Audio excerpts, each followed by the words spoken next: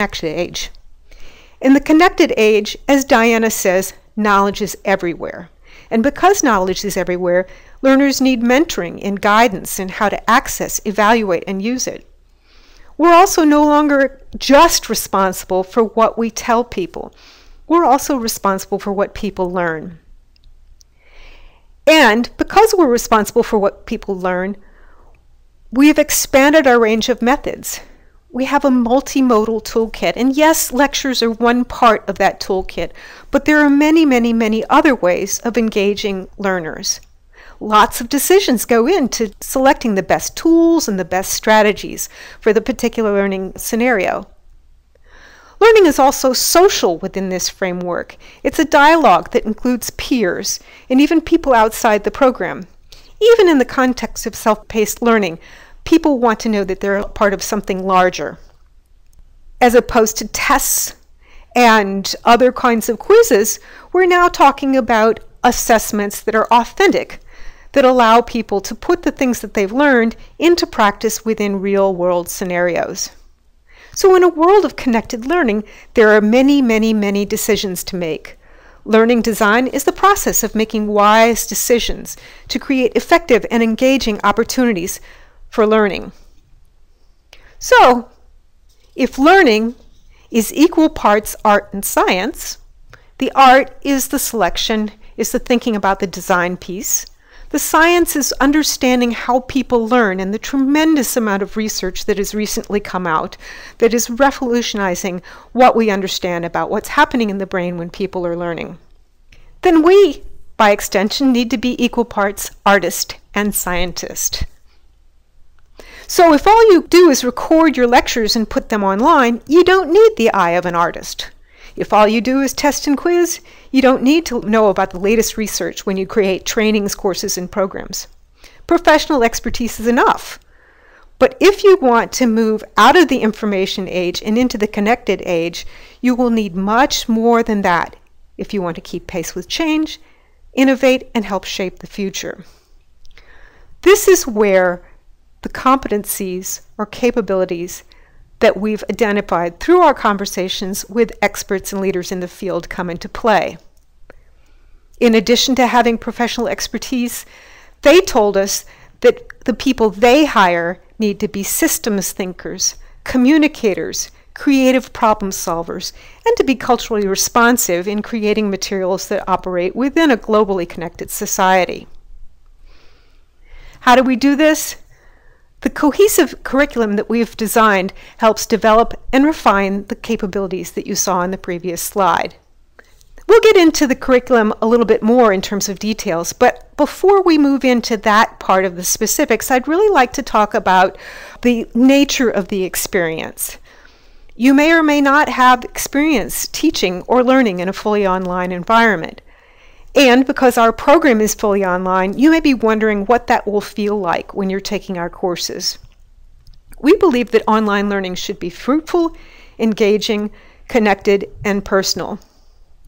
So as Angelica, a graduate of the master's program, says, our program is designed to help you dream big, then to provide you with the tools and support you need to achieve your professional dreams.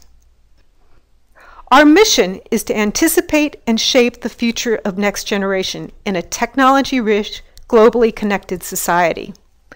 This is a dynamic mission. We're invested in helping all types of learners, young and old, in all types of settings, corporate, school-based, and self-paced. And we also invested in helping you reach out to connect with the resources, ideas, and other learners and experts. Because if we reach out and we model the best practice with you, you'll be in a better position to create dynamic and engaging learning experiences for the learners with whom you work. So let's take a look at this curriculum. This visual serves as a metaphor for the program. The blue circles are clouds of the content, concepts, skills, and theory, the formal curriculum. The triangles I like to think are the forest through which you'll journey, the professional work in which you'll put your learning into practice. At the bedrock underlying all of this is the e-portfolio. This is a space that you'll use throughout your program to document and reflect upon this journey. You'll hear more about that later, But the ePortfolio provides continuity. It's the ground that supports your passage. You'll use it to make connections between school and work. As you begin your journey, you'll take some courses that provide you with a fundamental orientation and preparation. So, for example, the first course is called Education as an Advanced Field of Study. You'll learn how to access the latest research to keep your finger on the pulse of recent developments in the field, and you'll learn how to use this research to improve your practice. In the second course, called How People Learn, you'll take a look at those program competencies we were talking about before: systems thinker, communicator, creative problem solver. And you're going to consider your strengths and your opportunities for growth. And you get to develop your own professional learning plan that you will carry out and implement throughout the rest of the program. This self-assessment shines a light, helping you focus on the areas that will yield the most benefit for you in your professional situation. About a third of the way through your program, you'll take a course entitled Connecting Theory with Practice. You'll review your portfolio of work. You'll consider what you've learned about e-learning research and theory. You'll work with your faculty and an employer to develop an experiential learning plan for a significant piece of work to complete as your biggest accomplishment in the program. You may elect to do this with your current employer, or we will help you connect with a professional setting in which you can do this work. For the last 2/3 of the program, you'll continue to take courses, but you'll also carry out your experiential work independently within the workplace for the duration of the program in parallel with your other courses.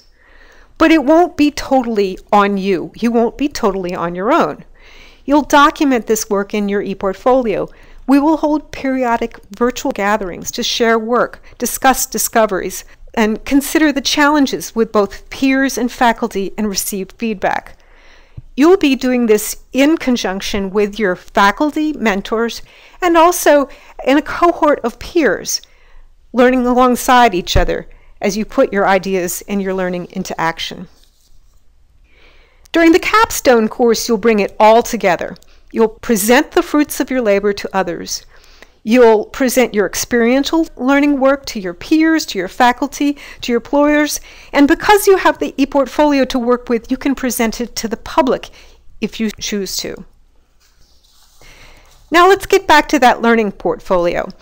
Our portfolio process is designed to help you synthesize the formative work, that work that you do during the learning part of your program, and bring it to bear toward the end in a showcase portfolio.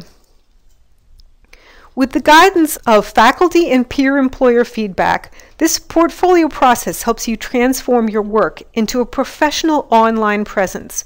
It showcases your capabilities and increases your opportunities for professional employment or professional advancement.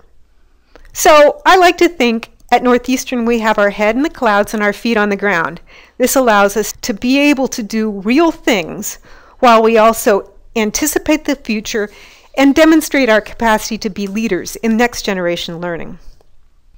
We think our program is visionary and innovative, a new approach for a new era of e-learning, but others do too. The presentation of our curriculum received the prestigious Best in Track Award for Learning Effectiveness from the Sloan C. International Conference on Online Learning. So that's an overview of the curriculum in general, but what about the day-to-day work that you'll be doing? Let's take a look at some of the defining features of the coursework. We mentioned earlier that authentic work is a hallmark of learning in a connected age. But how does that play out in e-learning and instructional design?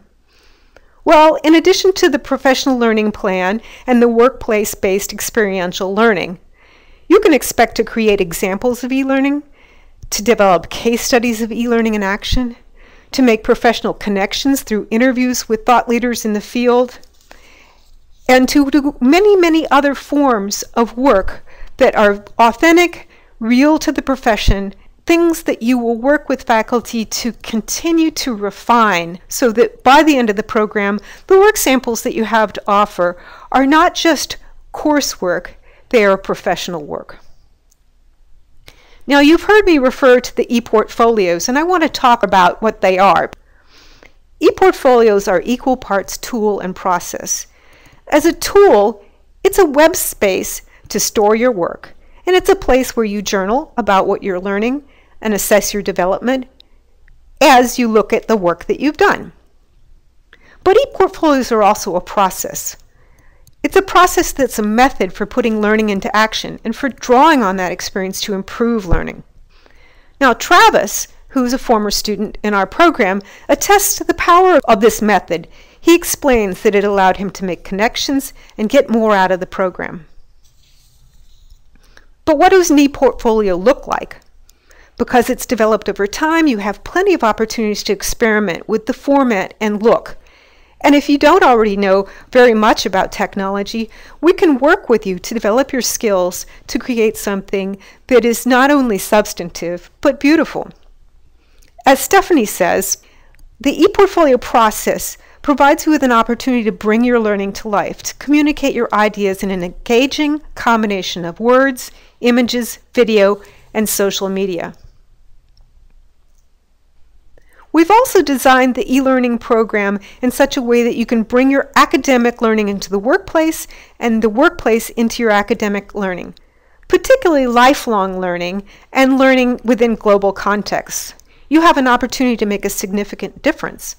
As Michael says, the master's program work is helping him work with his institution to rethink how they approach education.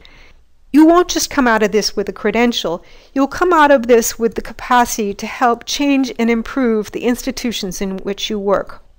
Now, we recognize that many of you might be in transition. Perhaps you're attracted to our program because you're between jobs, or you're seeking to advance or move into a new position within the place that you work. Well, our program is designed to meet these goals and needs with that professional journey in mind. So as Rachel says, when you complete your learning in our program, it will continue to bear fruit because the real work assignments that you've done can be transformed into polished professional work and can be used sometimes immediately within your workplace, even before you graduate. As Rachel observes, it's a valuable tool for those who are looking to advance within their field or those who are looking to transition into a new profession. But you may be wondering what the students who are from our program, how they experience not just the curriculum, but the type of engagement that they have with their faculty. This is just a sampling of recent comments made in course evaluations. And as you look at this text, you'll see some recurring themes. Themes that talk about us caring about your learning and growth.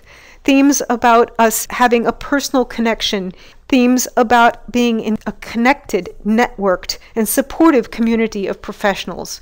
One in which your needs are attended to and your concerns and cares and perspectives are treated with utmost respect. So to sum it all up, let's take a look at our distinctiveness. Solid foundation of an understanding of how people learn, a vision for the future and the emerging trends in the field of online and mobile learning design, a blend of practical and theoretical learning, and opportunities for you to bring this understanding to life in professional settings. Now, we've covered a lot of ground in a short period of time, so please don't hesitate to drop me a line or give me a call if you have additional questions about this exciting program. You can also feel free to use the contact information on this slide to get in touch with admissions for information on enrolling in the program. Thanks for your time, and I hope to see you again sometime online in the near future.